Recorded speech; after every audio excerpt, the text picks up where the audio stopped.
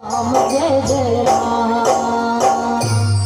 आज बंधु भगवान नरलीला करते हुए मार्ग में आगे बढ़े और बढ़ते बढ़ते भगवान कहाँ पर पहुँचे? मैया भक्ति जो सबरी जी हैं ये साक्षात भक्ति है।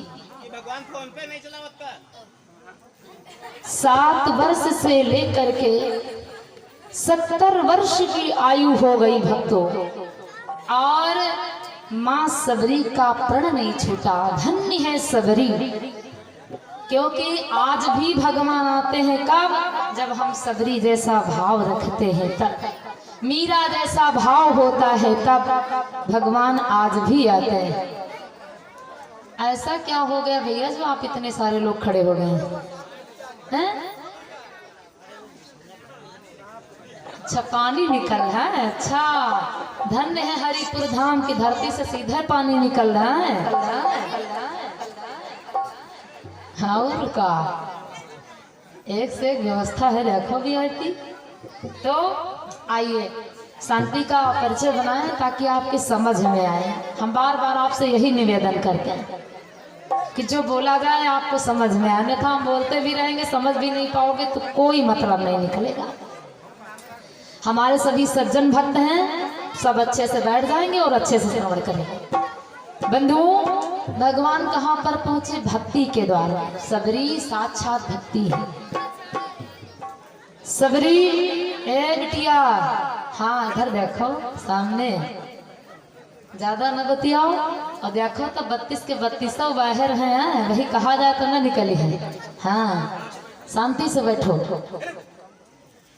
तो बंधुओं भगवान माँ सबरी के द्वार पर पग यात्रा करते हुए पहुंचे। बाबा जी की लेखनी देखिए, सबरी देख राम गृह आई और मुनि के बचन समुझ जिया भाई। सबरी को वरदान मिला था, किससे? मतंग मुनि महाराज से, कि देवी यदि तुम्हारे अंदर यही भावना बनी रही ना, क्योंकि ये सबरी जाति की भिलनी है और हम सभी जाति का बहुत बड़ा विद्रोह करते हैं। जाति का अगर जान जाए कि ये जात ठीक नहीं हुई, जात के ठीक नहीं, तो बड़ा भारी विरोध अंदर पैदा। लेकिन ये राम कथा कहती है जाति पाति का विरोध नहीं। अब भैया हम ये नहीं कहते, जैसे मान लिया आप उनकी थाली में नहीं खा सकते हैं तो ना खाओ, लेकिन इतना बैर भी नहीं ठीक है कि एकदम से दूरी ही बना डालो। मन से जुड़े रहो, तन से दूरी हुई तो क्या हुई, लेकिन मन की दूरी नहीं होनी चाहिए। भगवान कभी किसी के मन से नहीं दूर होते, ये भावना होनी चाहिए। ये जो सबरी है बंधुओं, इसका ब्याह रचा था। ये सबर भील की कन्या है और 7 वर्ष की इसकी आयु थी। इसके पिता ने विवाह का अनुष्ठान रच दिया और इसका विवाह था। और विवाह के जो एक दिन पहले होता है, विवाह जो मातृ पूजन कहते हैं, वही दिन था। सबरी के पिता सबर भील ने बहुत सारे भेड़ और बकरे मंगवा लिया। सबरी छोटी थी, अपने पिता से कहने लगी, पिताजी ये इतने भेड़ और बकरे काहे को मंगवाए गए? सबर भील था, वो कहने लगा, बेटी कल तुम्हारी बारात आएगी और तुम्हारी बारात में जितने भेड़ बकरे हैं इनका मांस वितरण किया जाएगा। सबरी ने कहा, एक जान के लिए और ये हजारों की संख्या में भेड़ और बकरे ये कट जाएंगे, इन जीवों की हत्या हो जाएगी। तो एक जीव के कारण यदि 1000 जीव चले जाएं तो बहुत बड़ा पाप है। 7 वर्ष की सबरी, धन्य है विचार, धन्य है उसके भाव। ऐसों को भगवान मिलते हैं, और बुलाना भी नहीं पड़ता, भगवान स्वयं चले आते हैं। ये विचार होना चाहिए। सबरी ने मन में विचार किया, यदि विवाह होगा तो भेड़ बकरे कट जाएंगे, इसलिए ना हम विवाह करेंगे और ना भेड़ बकरे कटेंगे। सबरी उसी रात को अपने घर से जंगल की ओर प्रस्थान कर और चलते चलते बंधुओं मतंग मुनि महाराज के आश्रम को पहुंच गई। मतंग मुनि महाराज बड़े सुंदर धर्मात्मा संत थे। अब सबरी डर रही कि जात की भिलनी, और दूसरी बात हम जाति की नारी, और वैसे में जंगल में हमको ज्यादा निकलना ठीक भी नहीं है। झाड़ियों में छुपी रहती और संत महात्मा के दरबार की सेवा किया करती। एक दिन मतंग मुनि महाराज ने अपने शिष्यों को बुला करके पूछा कि हमें ये बताओ कि इतनी सेवा कौन कर रहा है, कौन ऐसा हमारा शिष्य है, कौन ऐसा चेला जो इतनी सेवा रोज कर देता है। सभी शिष्य कहने लगे गुरुदेव हम तो नहीं करते, पता नहीं कौन अचरज हो रहा है।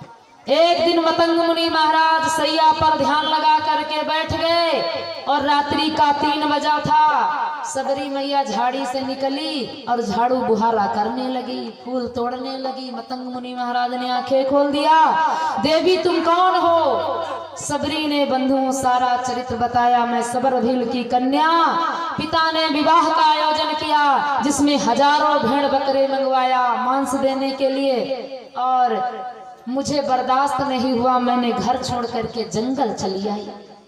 महात्मन प्रसन्न हो गए मतंग मुनि महाराज और कुटिया बनवा दी अपने आश्रम में। कहा बेटी आज से तुम यहीं पर रुकना। लेकिन बंधुओं जो संसार में आया है वो जाता है, संसार की सच्चाई है कि आए हो तो जाना पड़ेगा, कोई अमर तो है नहीं। मतंग मुनि महाराज के प्राणों के अंत का समय आ गया। सबरी रोने लगी, गुरुदेव अब तुम जा रहे हो, अब हमको कौन सहारा देगा, हम किसके सहारे जिएंगे? मतंग मुनि महाराज ने कहा बेटी सबरी तुम भगवान के सहारे जियोगी और तुमको कुटिया से कहीं नहीं जाना होगा। एक दिन इसी कुटिया पर भगवान को चल करके आना होगा। सबरी के मन में आशा बन गई और प्रतिदिन भगवान के लिए बढ़िया सुंदर सुंदर गलियां सजाती है, राम आएंगे, सुंदर सेज लगाती है, मेरे राम आएंगे, लेटेंगे बैठेंगे। जंगल को जाती है, बैरों को तोड़ती और जिस डाली में देखती पहले खाती है, बैर तोड़ती है फिर खाती है। यदि मीठा बैर है तो दूसरा बैर तोड़ करके उसी में रख लेती।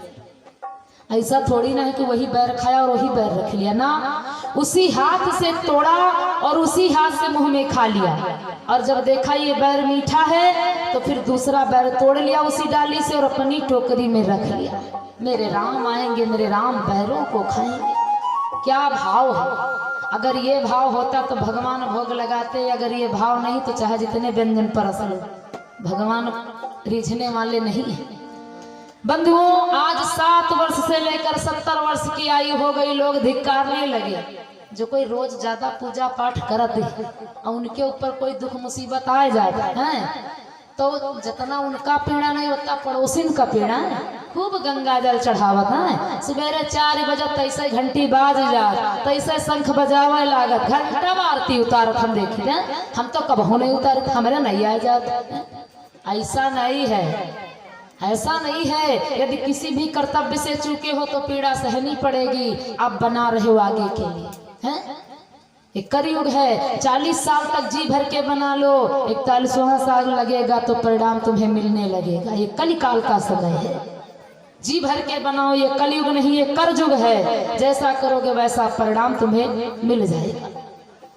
सबरी को लोग धिक्कारने लगे, हैं? रोज सहारा लगा बैठती, रोज सजौती, हमारे राम ही हैं, आए नहीं तुम्हारे राम। लेकिन बंधुओं समय आ गया, आज सबरी पशु पक्षियों से, कोयलों से, कावों से पूछ रही, मनुष्य साथ नहीं दे रहा तो पक्षियों से सबरी पूछ रही, मुझे बताओ कि बोले बोले कागा मेरे राम कब आएंगे। जब आज ये प्राणी धिक्कार रहा सबरी को तो सबरी पक्षियों से कह रही है, मुझे बताओ क्या मेरे राम नहीं आएंगे? कि बोले बोले कागा मेरे राम कब आएंगे। सबरी की कुटिया के भिलनी की कुटिया के भाग जाग जाएंगे। बोले बोले कागा मेरे राम कब आएंगे। बोले बोले कागा मेरे राम कब आएंगे। बोले बोले कागा मेरे राम कब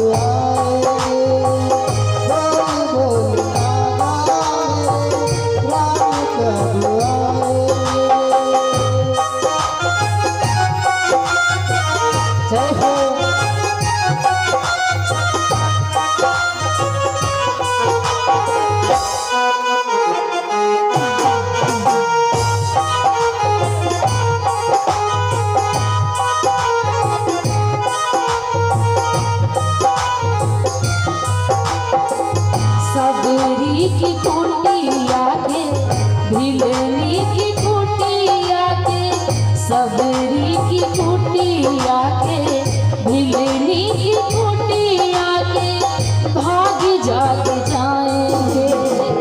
बोले बोले कागा मेरे राम कब आएंगे। बोले बोले कागा मेरे राम कब आएंगे। बोले बोले कागा मेरे राम कब आएंगे। जय हो।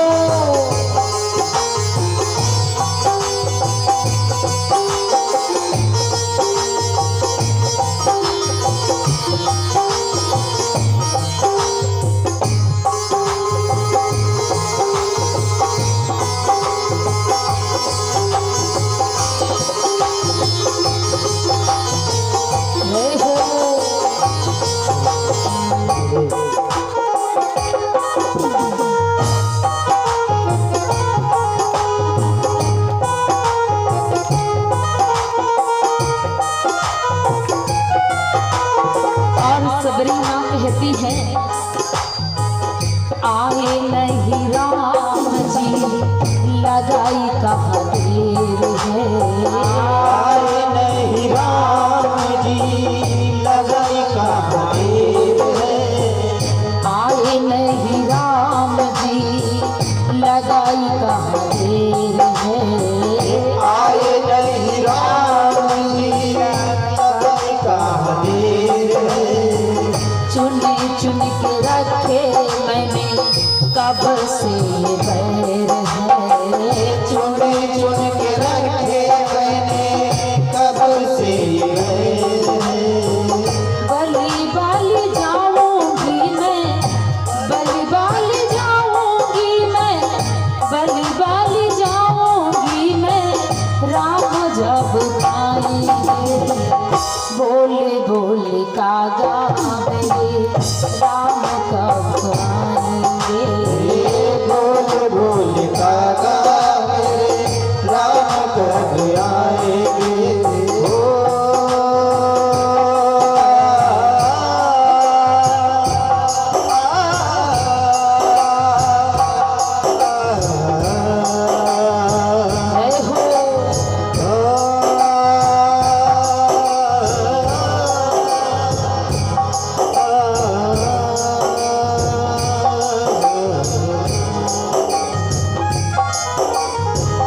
बोले बोले कागा मेरे राम कब आएंगे। बोले बोले कागा मेरे राम कब आएंगे। मैया सबरी आंखों से अश्रुधारा बह रही है। बुढ़ापे का समय चल रहा है, कमर से झुक गई है और कहती है, हे कागा, हे कागा, तुम ही मेरी आवाज को सुन लो और मान लो। ला दे रे कागा मुझे राम की खबरिया। ला दे कागा मुझे राम की खबरिया। ला दे रे कागा मुझे राम की खबरिया। कागा मोहे राम की खबरिया। आएंगे धनुषधारी कौन सी डगरिया। आएंगे धनुषधारी कौन सी डगरिया। आँखियाँ बिछाऊंगी मैं, आँखियाँ बिछाऊंगी मैं, आँखियाँ बिछाऊंगी मैं, आँखियाँ बिछाऊंगी मैं, राम जब आएंगे। बोले बोले कागा मेरे राम कब आएंगे। बोले बोले कागा मेरे राम कब आएंगे। और इस दिल में क्या रखा है। और इस दिल में क्या रखा है। राम का नाम धिकार का है।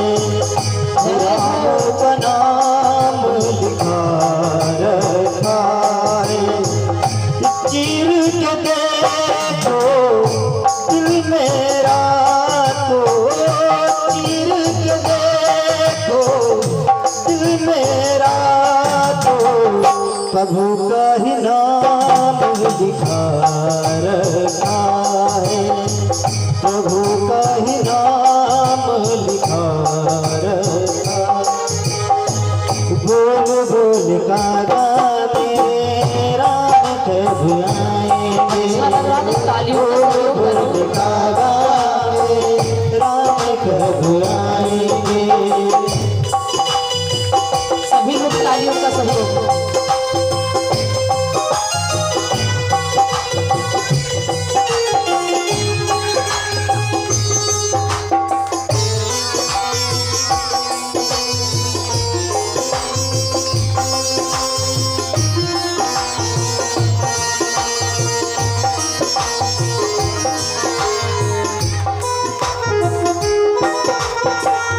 जय हो।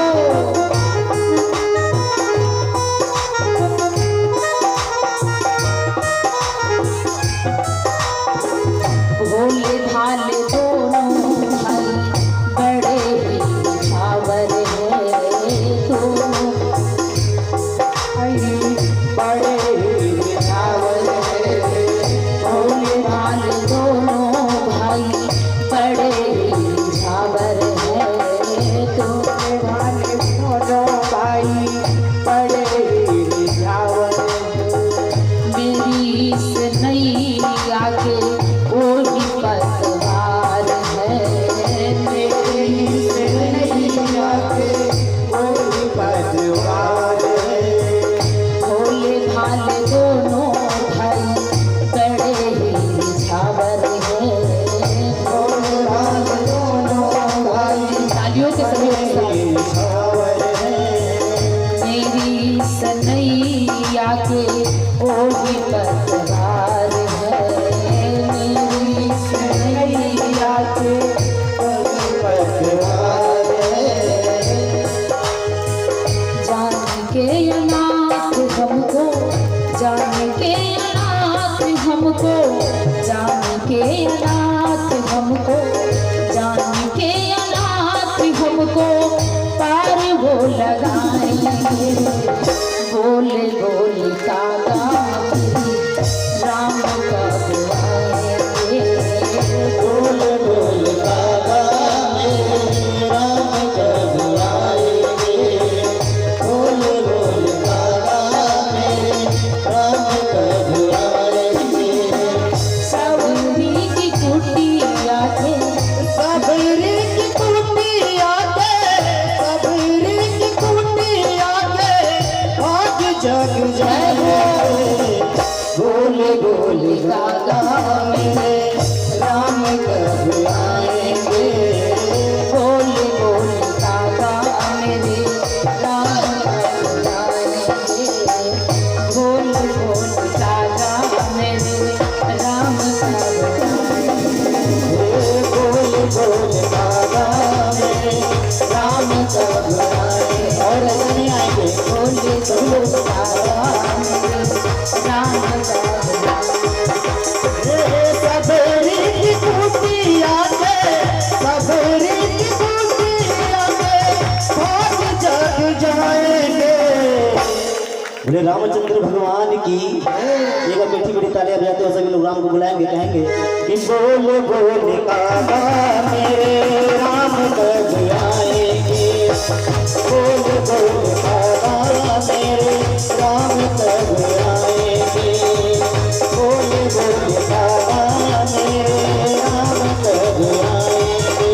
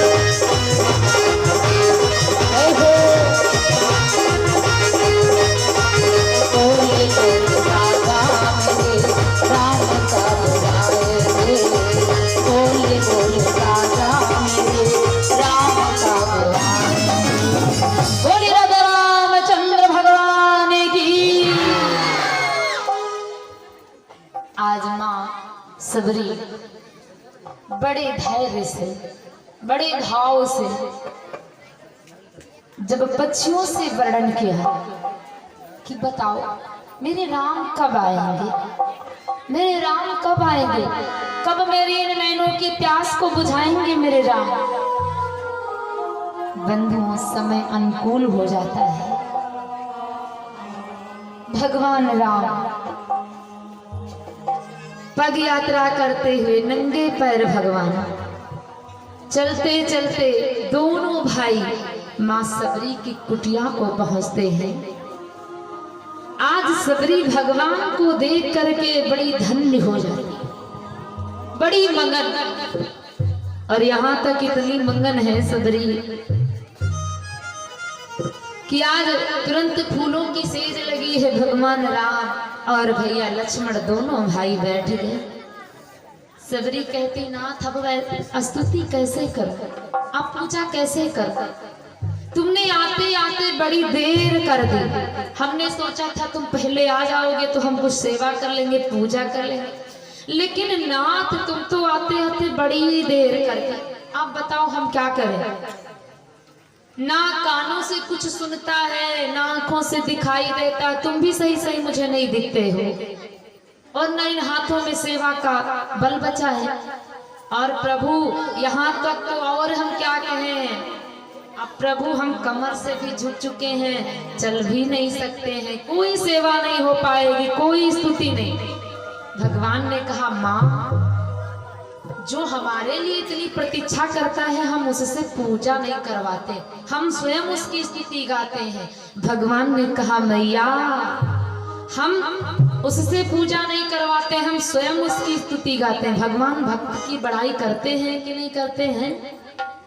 भगवान भक्त की बढ़ाई करने के लिए मृत्यु लोक चले आते हैं। अरे देवी अब तुम हमारी स्तुति नहीं करोगी, हम तुम्हारी स्तुति करेंगे। तभी भगवान ने नवधा भक्ति गाई है, ये भगवान ने स्तुति गाई है। अरे मैया कि प्रथम भगति तन सत्संगा, प्रथम भगति तन सत्संगा, दूसरी रति मम कथा प्रसंगा।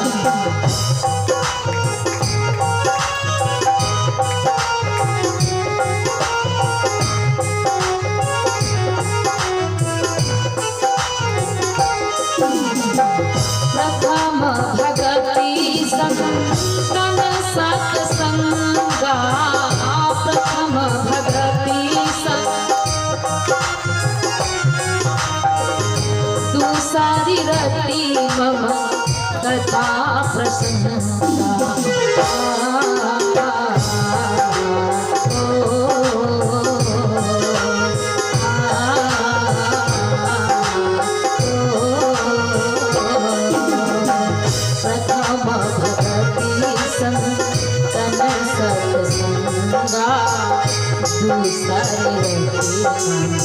कथा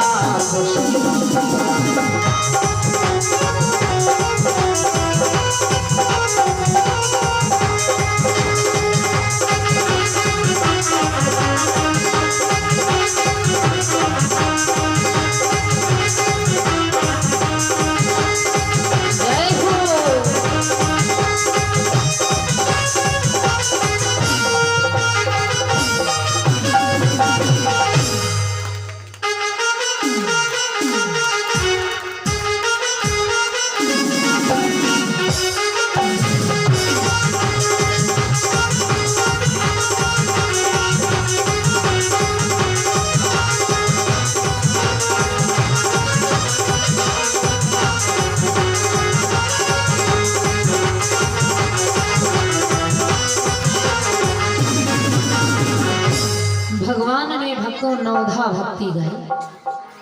प्रथम भक्ति भगवान की क्या है, भगवान को प्राप्त करने का साधन संतों की संगति। यदि माँ सबरी को संत नहीं मिले होते मतंग मुनि महाराज, तो क्या भगवान राम आज सबरी को मिलते? नहीं मिलते।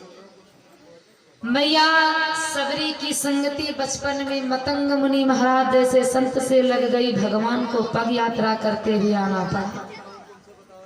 प्रथम भक्ति है भगवान की संगति, दूसरी भक्ति है ये कथा। कथा ही भगवान का स्वरूप है। भगवान साक्षात ये कथा ही है। जो मन से भाव से सुनता है तो भगवान की छवि दिखती है कि नहीं दिखती है?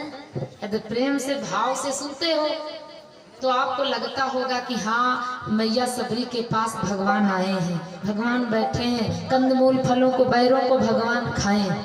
भाव से सुनते हो तो आपको दिखती होगी झांकी, और भाव नहीं तो झांकी नहीं दिखती होगी।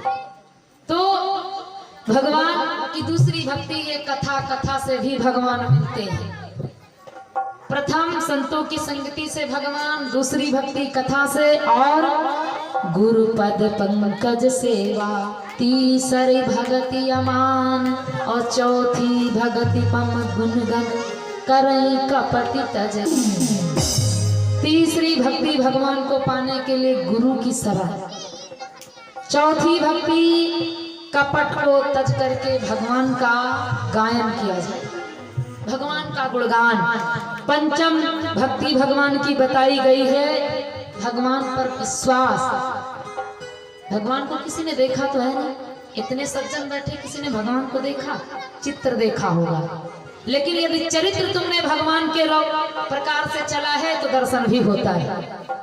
तो पांचवी भक्ति है विश्वास। छठी भक्ति है भगवान की सुंदर कर्म किए जाए, बहुकर्म। सुंदर कर्म कौन है? लड़ाई झगड़ा से दूर, एक दूसरे की प्रशंसा करना, बुराई को तज देना। और सातवीं भक्ति भगवान की बड़ी ही सुंदर है कि समस्त संसार को हमारे रूप में देखें। सिया राम मैं सब जग जानी, ओ करहु प्रणाम जोरी जुग पानी। समस्त संसार को मेरे रूप में देखे, जो ये मेरी सातवीं भक्ति है। और आठवीं भक्ति कि अठवा जथा लाभ संतोषा,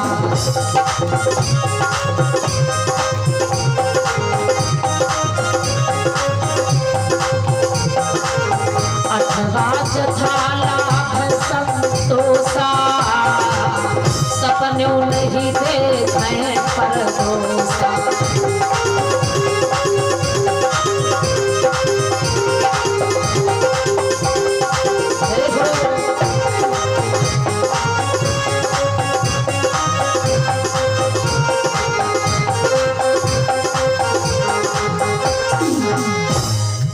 अपने को भला कहना, दूसरे को बुरा कहना ये पाप है, और दूसरे को भला कहना और अपनी बुराइयों को दूर करना ये भगवान की आठवीं भक्ति है। नवीं भक्ति भगवान की है कि सब छल संशय को दूर करके भगवान पर विश्वास कर लिया जाए।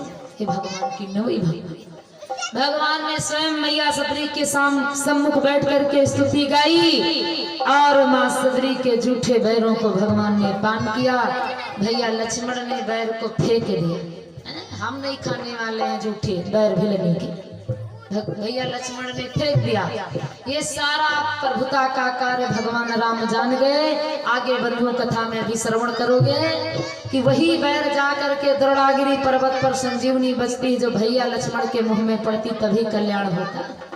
कभी भी भगवान के भक्त का अपमान नहीं करना चाहिए। भगवान के भक्त का अपमान मानो तुमने भगवान का अपमान किया है। कभी भी भगवान के भक्त का अपमान आपको भूल करके नहीं करना चाहिए। साक्षात भगवान का अपमान होता है। हमेशा भगवान के अरे दादा ही का करी हो, चवन्नी ठंडी है, मान ली वाजे दिन के बात है का है। हाँ अब इस स्वभाव से है, कहे बतावा गवह बंदर बालक एक स्वभाव, जहाँ रहे कहाँ करें उपाव। समझदारी यह है कि इनका ले जा बढ़िया अपने पास बिठा लियो है, बड़ा बढ़िया आनंद आ जाये। हाँ यह बात को मार दिया हो तो मम्मी बैठी हुई है तो मम्मी के गुस्सा लागत हुई है। चलो भैया तुम चली सुने दिया इनका कथा अपन।